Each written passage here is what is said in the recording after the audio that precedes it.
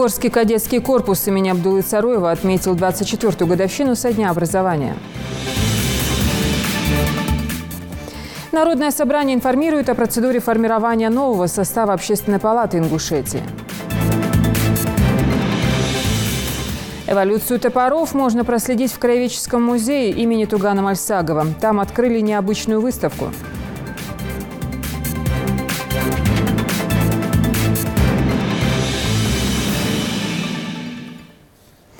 Добрый вечер, это новости 24.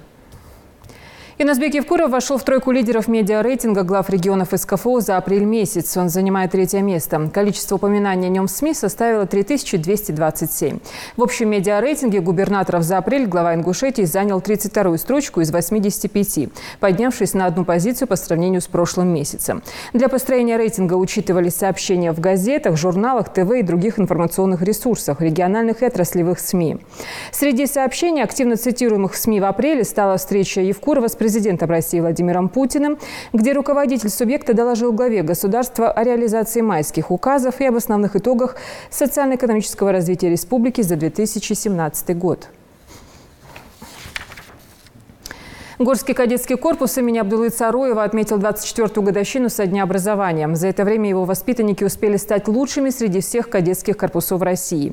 И неоднократно закрепляли свои высокие результаты повторением успехов. На плацу сегодня прошло торжественное мероприятие с праздничной атмосферой. Из селения Сурхахи наш корреспондент Тамерлан Хамхоев.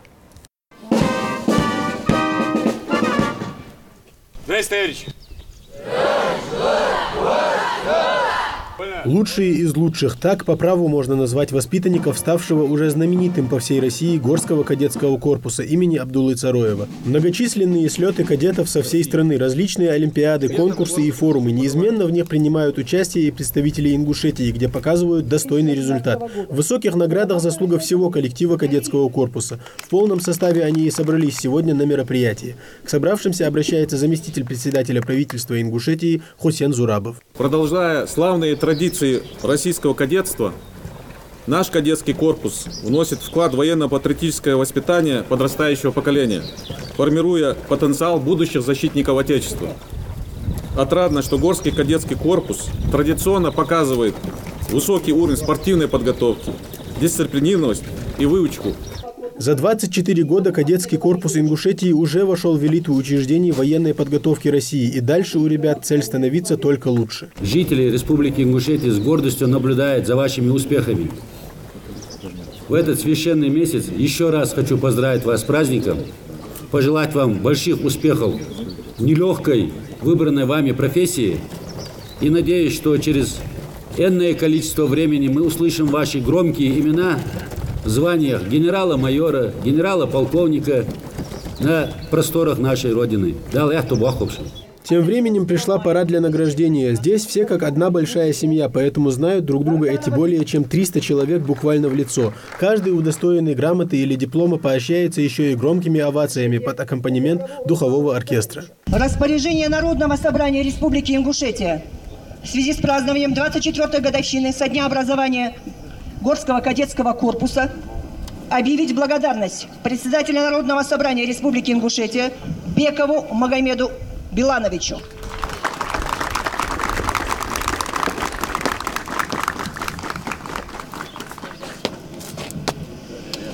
На данный момент в кадетском корпусе обучается более 200 ребят с 5 по 11 классы. Это если по школьной системе. Но у кадетов здесь курсы. Всего их 7. Кто-то пришел в кадетский корпус по своему желанию, кого-то направили родители. Но цель у всех одна – стать достойными защитниками Родины. Благо примеров предостаточно. Я уже 6 лет учусь в кадетском корпусе. И когда поступал сюда, хотел стать военным. Мне очень нравился военный уклон.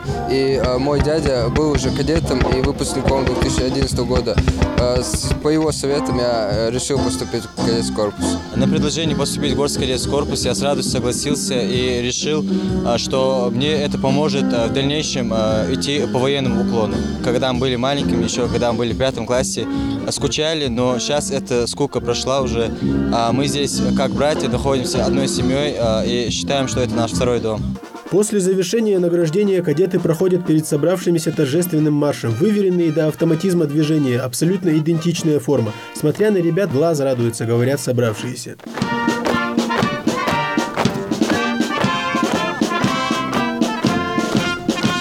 Для родителей, разумеется, очень важно, какую дорогу в жизни выберет их чадо, поэтому к столь серьезному подходу в выборе профессии они очень рады. Намерение его сюда отдать на учебу в кадетскую корпусу, так как я сам был военный, бывший военный, служил в советской армии, служил, в российской армии служил. Поэтому тяготение к военной службе у нас, конечно, родовой, у меня дед был военный по матери.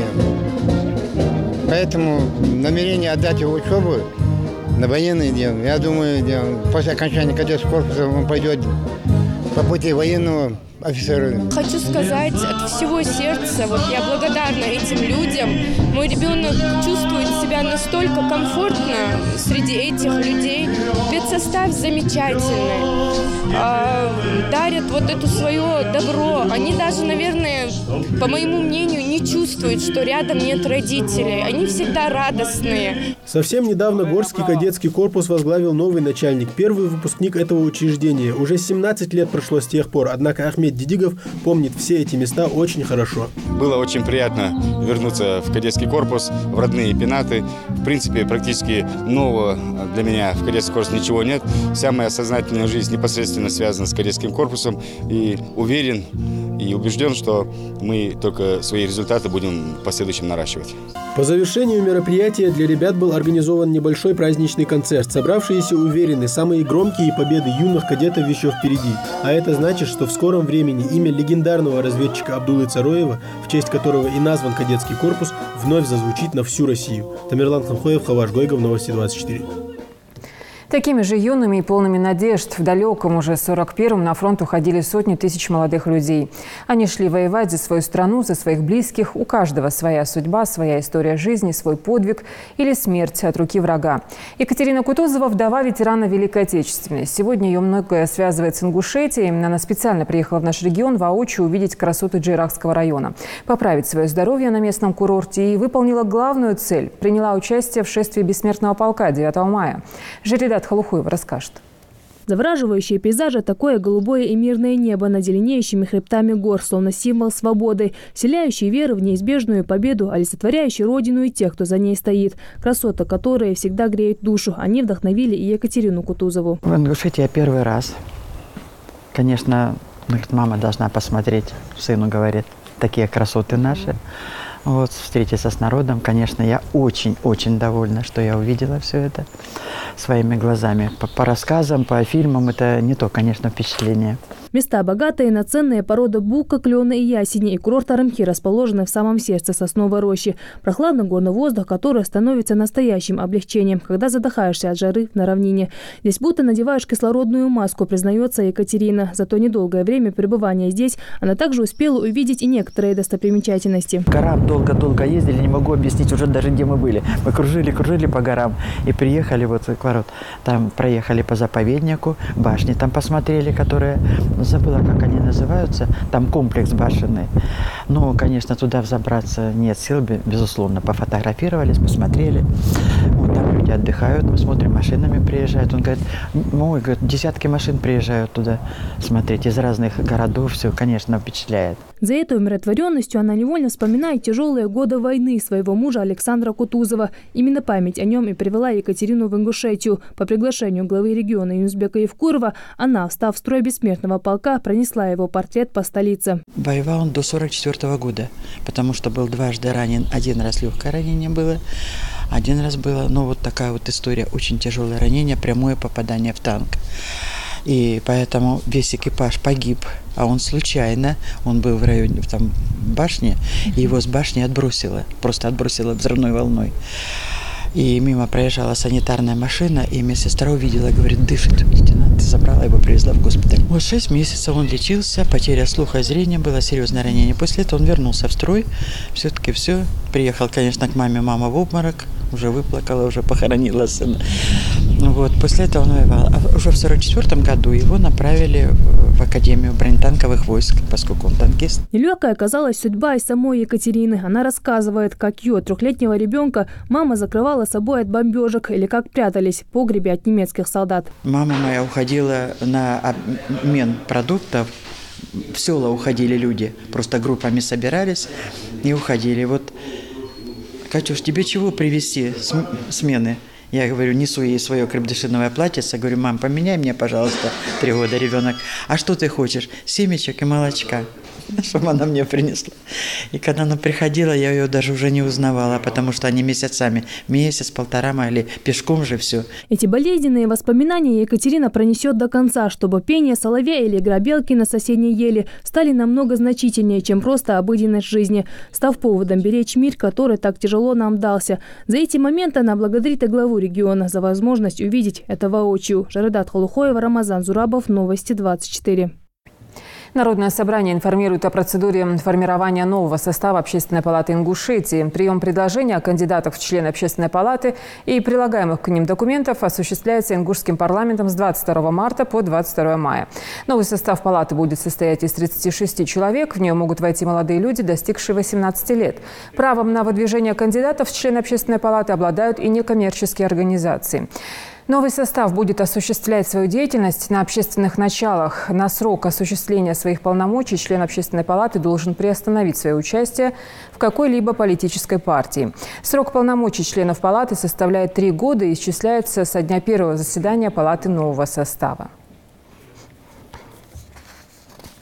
Акция «Ночь музеев» – одно из самых важных событий в мировой культурной жизни, которая ежегодно привлекает внимание сотен тысяч людей по всему миру.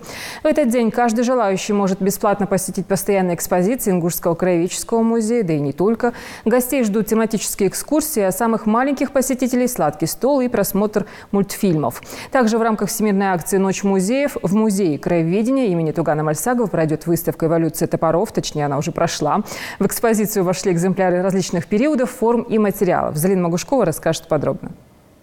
В витринах музея большое разнообразие топоров. Они различаются по форме, по материалу, из которого они изготовлены, и чаще всего характеризуют эпоху изготовления. Кроме этого, топоры подразделяются на виды в зависимости от применения. Они могут быть боевыми, охотничьими, использоваться как орудие труда в быту и в хозяйстве. Боевые топоры отличались изящностью формы от других видов. Их, как правило, украшали различными орнаментами. Змеевидное какое-то существо здесь изображено, но с ушками, с рожками, то есть оно наполовину мифическое. Очень интересно, что древние топоры часто украшали змеевидным орнаментом. Это, скорее всего, трансформировавшийся символ из зигзага, так называемого зигзага, который символизировал в прошлом молнии. А молния означала то, что на расстоянии она поражает противника. То есть еще не вступив в бой, человек надеялся, что вот изображение на его топоре, на его боевом инструменте будет способствовать тому, что противник будет повержен, даже силой каких-то вот этих мифических, на его взгляд, заклинаний. Выставка приобрела характер семинара, ведь здесь в качестве гостей присутствуют историки, археологи, художники и члены географического общества. Они делятся со своими коллегами историческими фактами. С середины 8 века топоры там практически в этих катакомбных погребениях, по мнению этих ученых, неизвестны. А вот уже в последующем, начиная там с середины 8 века, и в 9, и в 10, и в 11 топоры присутствуют. С чем это связано? Ну, возможно, наличие топоров именно с этого периода может быть связано с какими-то идеологическими представлениями, может быть, с изменением социального статуса этих людей и так далее, но это факт очень примечательный. В экспозицию вошли не только древние топоры музейной коллекции, но и более современные разновидности этого инструмента, которые предоставлены частными коллекционерами. Сегодня есть молодежь, ребята, которые занимаются изготовлением топора. Дело в том, что это совершенно 2 разные категории. Переделывать топор заводской под какой-нибудь декоративный или боевой топор, или же изготовить топор – это совершенно разные вещи. Но есть у нас молодые ребята, которые занимаются изготовлением топоров, как, скажем, Хаматхан Мальсагов, Исраил Барахоев, Башир Таршхоев. Весьма интересные экспонаты, сделанные современными мастерами, своими руками. Отдельное внимание при изготовлении топоров уделяется и рукояткам. В основном для нее использовали дерево, реже резную кость. Рукоятка крепилась различными способами. Их привязывали веревками, сухожилиями, а также вставлялась в ушко топора. Словом, на выставке можно узнать все о кузнечном мастерстве в древности. Из легенд мы знаем, что кровная месть не распространялась. Именно вот были три профессии. Это строители, это врачи и кузнецы. То есть это говорит то, что кузнечное мастерство всегда было в почете. Кузнецы были, работа кузнецов пользовались и мирные жители, и те, кто с оружием в руках защищал свою страну, свой аул, может быть. Выставку с топорами Краеведческий музей имени Тугана Мальсагова проводит впервые. Она приурочена ко всероссийской акции «Ночь музеев» и продлится несколько дней. Экспозицией такой узкой направленности музейные сотрудники хотели удивить и привлечь жителей республики. Мы выбрали самые те, которые бы понравилось бы нашим жителям Ингушетии. Это были эксклюзивные топоры, которые в данное время можно найти, находятся редко. Они здесь у нас есть в одном, как говорится, в одном экземпляре топоры. Есть несколько одинаковых топориков. Кроме того, на выставке можно рассмотреть зарисовки, чертежи различных видов топоров. Здесь также представлены картины художника Хош Ахмеда Имагожева с изображением воина, облаченного в доспехи, а на поясе подвешен небольшой топорик, как важный элемент боевого обмундирования. Залина Могушкова, Адам Далаков, Новости 24. Мемориальный комплекс жертвам репрессий в этом году в 5-й раз присоединился к всероссийской акции «Ночь музеев». Вечером в музее была запланирована насыщенная программа, которая включает в себя исторический квест, где посетители разделятся на команды и будут выполнять задания в поисках ключа. Победители игры получат подарки. Так как «Ночь музея» в этом году выпала на месяц Рамадана и предполагается, что посетители будут в музее до позднего вечера, сотрудники музея решили накрыть столы на территории комплекса для совместного ифтара. Ну а днем в рамках акции в музее прошло несколько развлекательных мероприятий, подготовленных совместно с благотворительным фондом «Тешим» для детей из малоимущих семей. Для них провели небольшую экскурсию, а также нанесли аквагрим для всех желающих. Заключением программы стал показ мультфильма.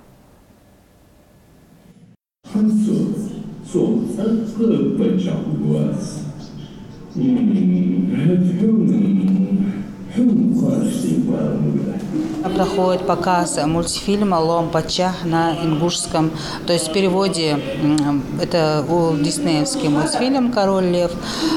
Культурно-просветительский центр «Эздел» перевел его на ингушский язык в рамках проекта по тому, чтобы развивать ингушский язык.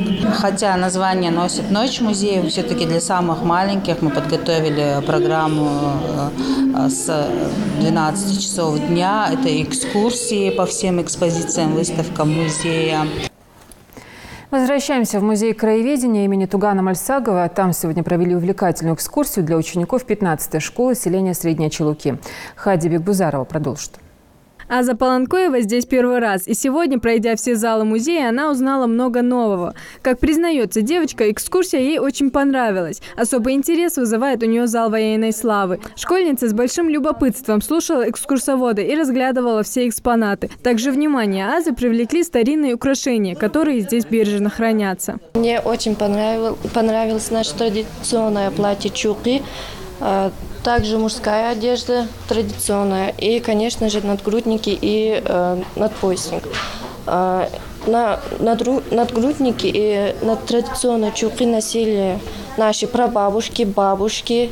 Это передается нам с древних времен. Кроме всего прочего, в Краеведческом музее хранятся предметы, связанные с историей нашего народа. Каждый из них в той или иной степени выражает самобытность культуры наших предков. О важности сбережения этой памяти и говорили сегодня со школьниками. Для многих из них этот поход в музей не первый, но, как признаются ребята, каждый раз интересно разглядывать и слушать истории экспонатов. Мне понравился археологический зал, там много экспонатов там. Мне понравились разные кувшины, которые были в древние времена, кольчуги, и все остальное. В музее имени Тугана Мальсагова всего 5 тематических экспозиций. Это зал героев, духовной, этнографии, археологии и военной. Посетителей здесь бывает довольно много. Также на экскурсии приводят детей целыми классами. Интересуются историей нашего народа не только жители республики. В музее бывают также и туристы, которых больше всего интересует именно то, чем жили наши предки. Больше всего посетителей интересуют наши ветераны. Им интересно, как они воевали, где они воевали, сколько у них наград. Также им интересно даже сама по себе археология. Интересуется именно средневековым костюмом, как они одевались. И суть в том, что курхас, им эта шапка очень интересна. Они постоянно спрашивали, дети, из чего она состоит, для чего она была, почему наши девушки ее надевали. Всего в России насчитывается более 2500 музеев, в которых в общей сложности представлено около 100 миллионов экспонатов. В первую очередь, это, конечно же, сохранение памяти прошлого, но также посещение музеев способствует повышению культурного образования человека. Мы знаем издревле, музеи это считаются хранилищами древностей, драгоценностей. Это вся деятельность людская сосредоточена в музее. Мне импонирует очень то, что сказал председатель Союза музеев России Михаил Борисович Петровский. Он сказал, что музеи – это основа цивилизации. Каждому экспонату уделяют особое внимание, ведь это не просто предмет, а целая история, которой делятся сотрудники музея с посетителями. Хэди Бекбузарова, Майербек Миржоев, Новости 24. Международную акцию подхватил и Музей изобразительных искусств в Карабулаке. Экскурсия по выставочным залам, занимательная история создания культурного объекта, мастер-классы для рукодельниц в репортаже Наты Евлоевой. Вот так вот. И вот так вот. Это получается? Получается. Ночь музея началась с мастер-класса декоративно-прикладного искусства. Ведет его Яха Цычева. Для первого занятия она выбрала наиболее легкое дело. Яха показывает маленьким мастерицам, как сделать цветок из гофрированной бумаги. Я сейчас занимаюсь тем, что мне нравится. Мне такой особой профессии нет, я уже на пенсии, как говорится. И решила на пенсии заняться тем, что мне нравится. Мне нравится заниматься с детьми, показывать то, что я умею. Детям обязательно нужно объяснять, рассказывать, учить их этому, чтобы в будущем, может, они вырастут художниками. Я так думаю. Вот, видите? Айшат Икажева лепит маленькими пальчиками свой первый лепесток. Пока получается не очень хорошо, но, как говорится, усердие и труд все перетрут. Я пришла с бабушкой учиться с мастер-классом делать цветочки. Среди посетителей большинство дети, и это неудивительно, ведь любовь к прекрасному нужно прививать с ранних лет. Здесь маленькие любители искусства могли поучаствовать в различных мастер-классах, насладиться красочными картинами Алипаши Джамалдинова. В музее они в сопровождении экскурсовода, который объяснит значение и историю каждого экспоната. Сегодня я узнал в музее, как жили наши бабушки, дедушки, как они одевались, чем они питались. И еще узнал, в присутствии взрослых нельзя садиться. Каждый желающий здесь нашел себе занятие по душе. Ну а кто-то пришел просто приятно провести время в теплой и дружеской обстановке. Для посетителей также приготовили небольшой уголок для фотосессии. Эта акция приурочена к Международному дню музеев, а вся ее суть заключается в том, что каждый желающий может прийти и посмотреть экспонаты не только днем, но и ночью. Очень насыщенно, и каждый наш зритель может и привнести в нашу программу свою какую-то часть. Мы всегда будем этому рады. И судя по заявкам, которые даны нам на сегодняшнее мероприятие, участников, программа будет интересной. Главной задачей акции – привлечь и заинтересовать посетителей яркими неординарными программами, посвященными культурному и историческому наследию. Открытость для зрителей – основной девиз музейной ночи всего мира. Каждый из посетителей уйдет с целым багажом положительных эмоций и хорошим настроением. Ната Евлоева, Хамзат Халухаев, Новости 24. Сегодня по всей России проходит экологическая акция «Всероссийский день леса», организованная по инициативе Федерального агентства лесного хозяйства. Впервые он был отмечен в 2011 году. Тогда волонтерами было посажено почти 25 миллионов саженцев. С тех пор ежегодно во многих лесничествах областей и регионов России, а также в городах и населенных пунктах идут субботники по посадке деревьев. На сегодняшний день в акции принимают участие более 40 регионов страны и 60 городов, где акция собирает около 1 миллиона участников. Всероссийский день посадки леса призван не только поддержать идею возрождения леса, но и обратить внимание широкой общественности на экологическое воспитание и культуру поведения в лесу. Следите за новостями на канале Ингушетия и до встречи в эфире.